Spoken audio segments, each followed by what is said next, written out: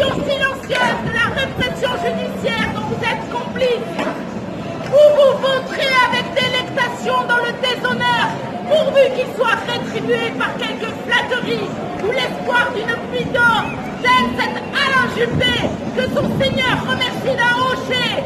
Vous ne possédez pas le courage pour jeter vos écharpes à la figure du pouvoir. Une histoire ne l'oubliera pas.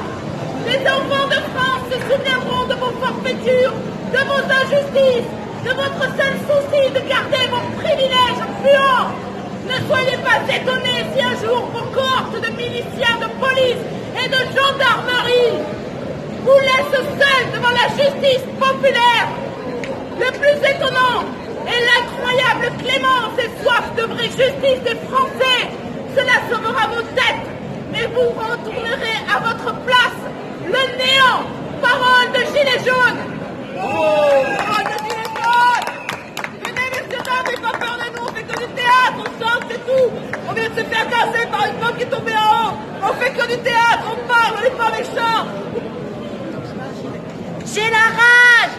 Cette rage, elle s'est réveillée quand j'ai vu mes frères et sœurs de misère se faire flashballer, gazer, quel que soit leur âge, leur sexe, leur raison.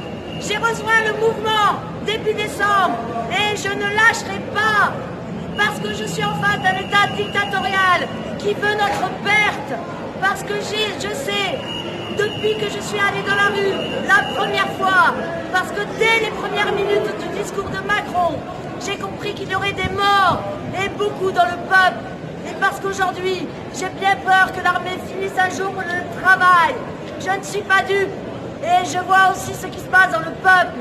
J'entends la parole libérée et grinçante du RN. Des fois, on pourrait croire qu'ils ont gagné. Dans la tête des gens, moi. Les trolls de faf sur Internet. Ceux qui disent que Mussolini et Hitler, c'était pas mal. Soutenus par Martine et Jean-Pierre. C'est pas grave, j'y vais comme une enragée. Mais même si je les trouve cons, ces fachos, même si des fois le peuple, dans sa majorité, me fait gerber de conneries et de lenteur, de soumission et d'hypocrisie, de lâcheté et de compromission, ils sont mes pères et je ne laisserai pas un humain jaune se faire tabasser sans y être. Nos guerriers sont des gens bien, qui n'ont fait aucun mort dans vos rangs, qui ne blessent que peu vos employés pervers, qui ne veulent pas le chaos comme vous dites, mais la justice sociale. Vous êtes les destructeurs d'État, de régions, de communes. Vous êtes les proxénètes des GAFA, du déclin de l'écologie et des climato-sceptiques. Vous êtes le cancer et nous sommes les globules blancs. Nous sommes l'urine, nous sommes la fiente, mais nous sommes la bombe. Et comme disait Boris Vian, voilà des mois et des années que j'essaye d'augmenter la portée de ma bombe. Et je ne me suis pas rendu compte que la seule chose qui compte, c'est l'endroit où est-ce qu'elle tombe. Mais sitôt les politiciens sont entrés, on les a enfermés en disant « soyez sages ». Et quand la bombe a explosé, de tous ces personnages, il n'en est rien resté. Messieurs, c'est un hasard affreux, mais je jure devant Dieu, en mon âme et conscience, qu'en détruisant tous ces tordus, je suis bien convaincu d'avoir servi la France. Parole de Gilets jaunes.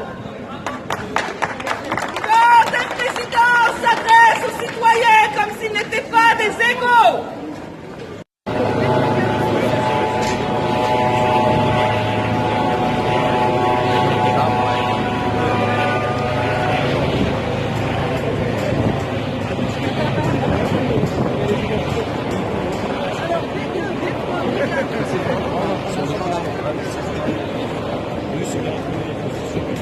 Changer les rôles.